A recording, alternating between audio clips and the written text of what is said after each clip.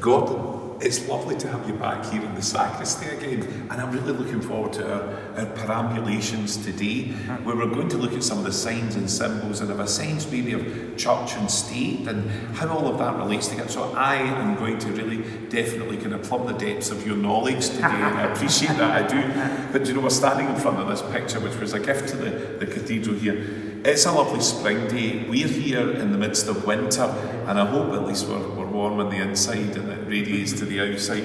But it is a rather grand picture. I often think this is the most modest aspect of the cathedral from the west end, and perhaps one of the most kind of grand aspects is really from up in the necropolis. But it's got everything. We've got our symbolic lamp stands here, and we've got Livingston here, and we're looking towards the west end with the great west doors of the cathedral and the precinct. But a site you've known for many years, Gordon. Oh, it is, and it's one of the most inspiring things about Glasgow. From the south side you look over and you see the whole length of the cathedral, this wonderful roof and the spire and the tower, and then when you come up, almost across the cathedral, party as it would say in France. Yes. And here you are faced with the entrance. Lovely. And there you see the great west door where the bishops and archbishops in the past at the time of their consecration would have hammered on the door with the staff to say, "Let me in." Yeah, and do you know, I think at the moment all we get is desperate brides banging on the door to get in on their wedding day. But the reason we maybe focus on this morning is because at the moment you won't see this tower because it is festooned with scaffolding, which we're very grateful for the scaffolding, because let's just say we had a water feature on the inside here when we had water coming in, and that's being repaired. So hopefully into the spring we'll see a difference and a change, and the scaffold will come down. It's a wonderful construction, and the more you examine the church, it's a fascinating building. Yes. And speaking about marriages and things, makes me look at this plaque of arms on the wall here, which is very, very interesting and symbolises the marriage between Scotland and England. And do you know, Gordon, what always, there's a few kind of alleged issues around this, and I hope you can maybe help me understand. One is that this originally hung on a particular gallery in the cathedral. We'll be looking at that later, but that's one aspect, is that it hung there. The other is, and I think you'll be able to help us with this, is that the unicorn and the lion, in some folks' eyes, are the wrong way around. There's then also the question of why is the unicorn holding that particular colour, and why is the lion holding that particular colour in the shape of St Andrew's cross? And it feels to some as though there's something not quite right here. But that might give an account of why it's now in the sacristy and not where it originally was. So Gordon, help me find my way through these images. Well, I think you've really hit upon that, and I suspect that it was brought down at the time of Queen Victoria's accession, because the arms as depicted here are the arms of the Hanoverian monarchy. Okay. Because in the centre of the shield there's an inscription which has the arms of Hanover in it. God, I wouldn't know that. And when Queen Victoria succeeded to the throne, the Salic law of the German states prevented her from succeeding to the Kingdom of Hanover, and her uncle, the Duke of Cumberland, became the King of Hanover. So would have not been an appropriate arms to hang? Not anymore. But also interesting, when you look at a coat of arms, you need to look at it as if it's been presented to you as a shield by somebody confronting it. Yes.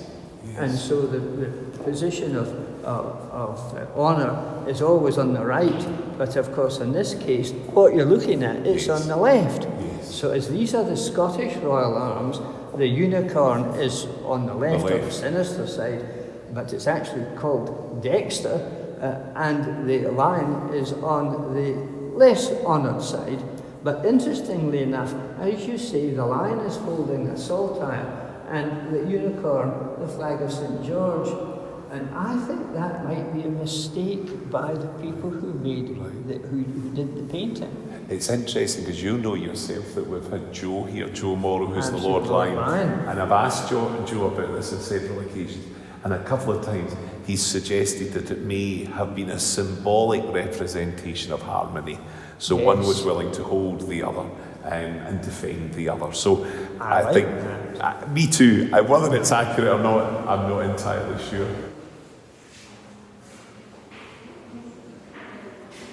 So we come to the table, and there's lots of furnishings.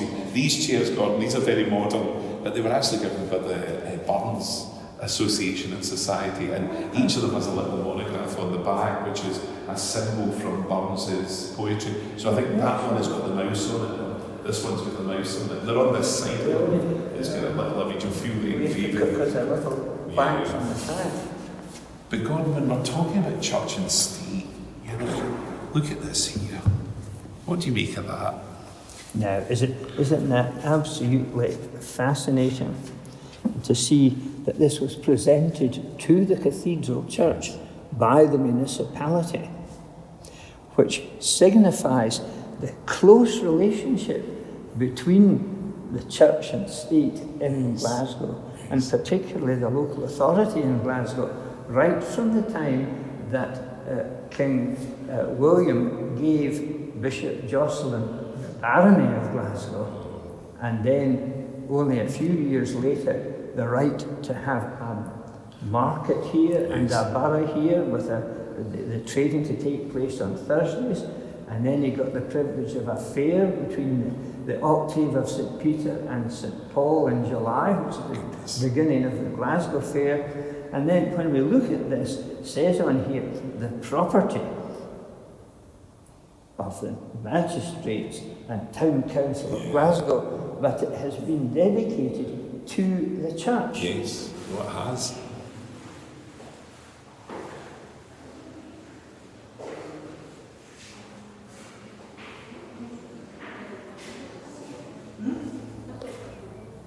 Now, Gordon, I think what fascinates me here is that come the Reformation, come this whole sense of a kind of Protestant faith, there seems to be this sense in which people take possession of Scripture. I sometimes think that's an unfair caricature of what the church was like pre-Reformation, because Scripture was always central to the life of the Christian faith and the Christian community, and still is today, no matter what denomination we are. So I don't think we can claim as a Reformed church any superiority around the use of Scripture. However, it became very quickly almost ingrained in the very fabric of the building. And this Bible here goes back some 400 years or so.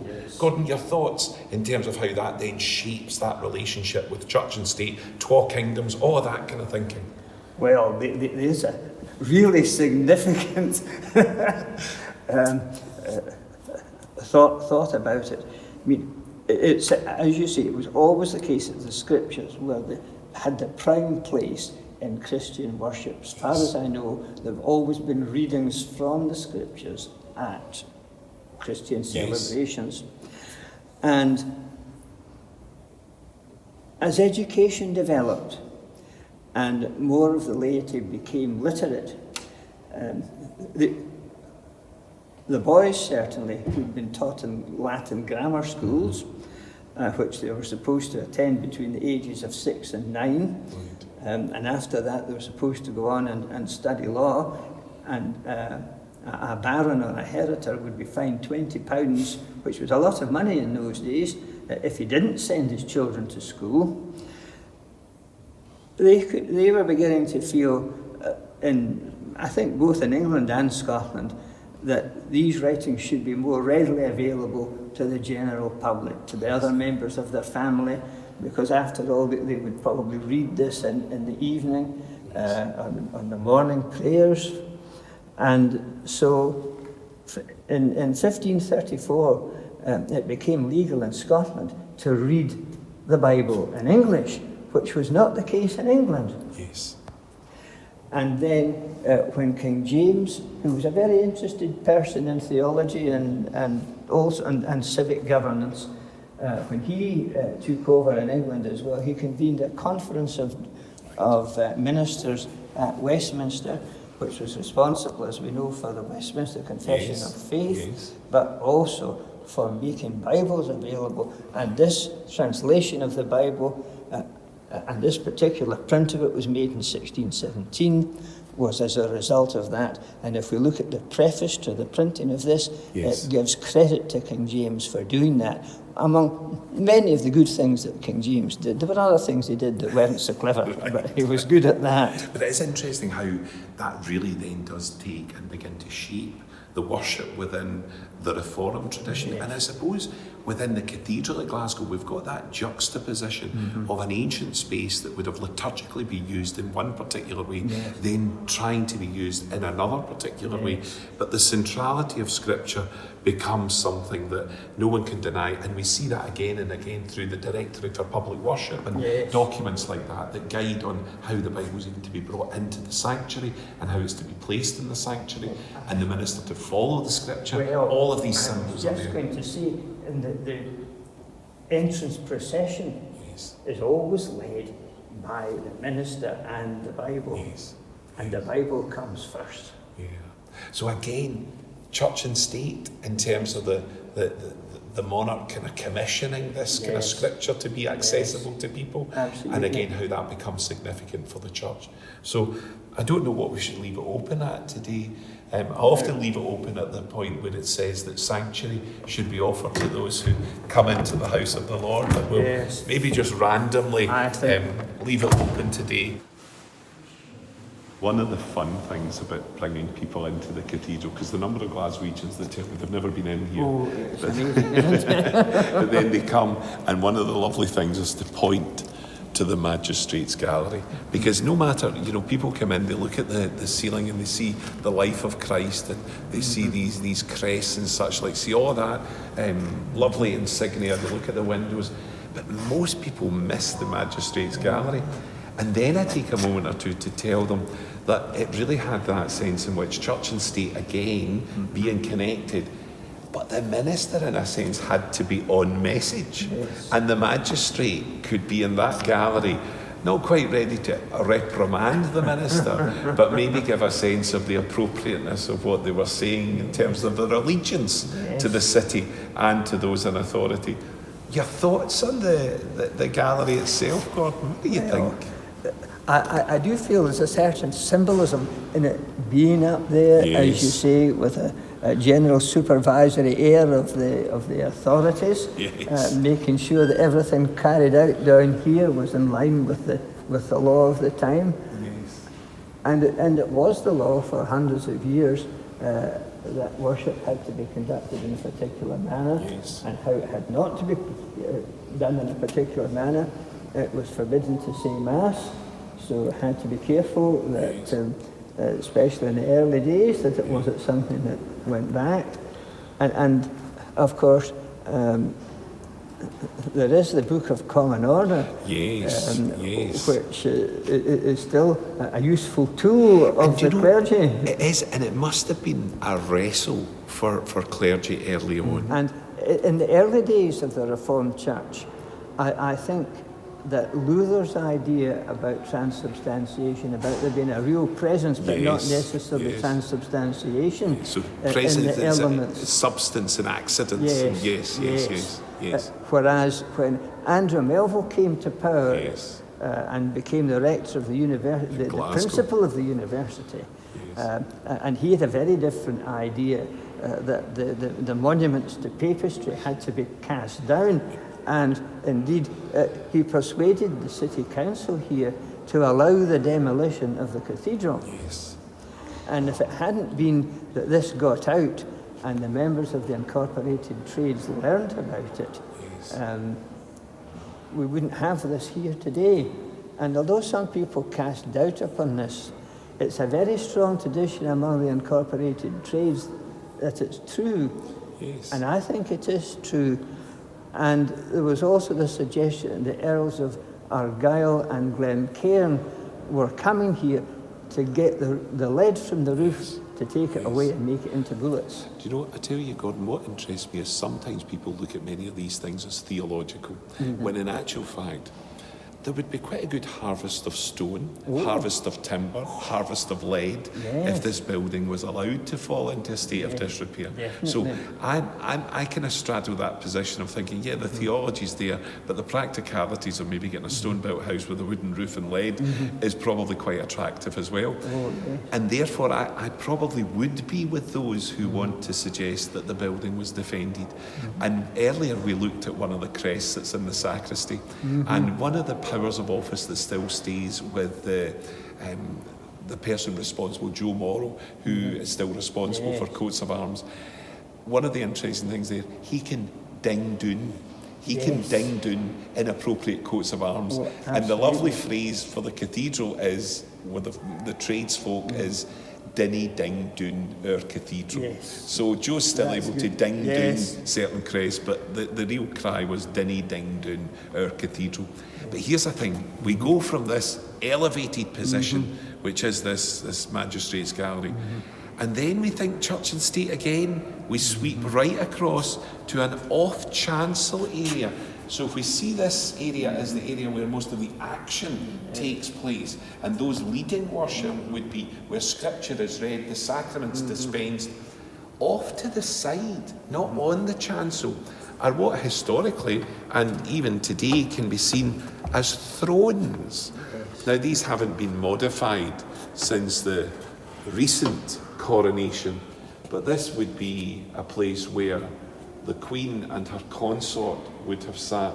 But you will note that it is off chancel. It is. And that's symbolic within the Church of Scotland, because there is that sense, and we wrestle with it throughout church history, the relationship between church and state. So the Queen is in the church, but not head of the church. And if you go to the General Assembly of the Church of Scotland, the monarch or the monarch's appointed official, the Lord High Commissioner, sits in the gallery outside the General Assembly, is invited to speak, but has no authority. The moderator has the authority. And therefore these thrones again speak of the place of state and church.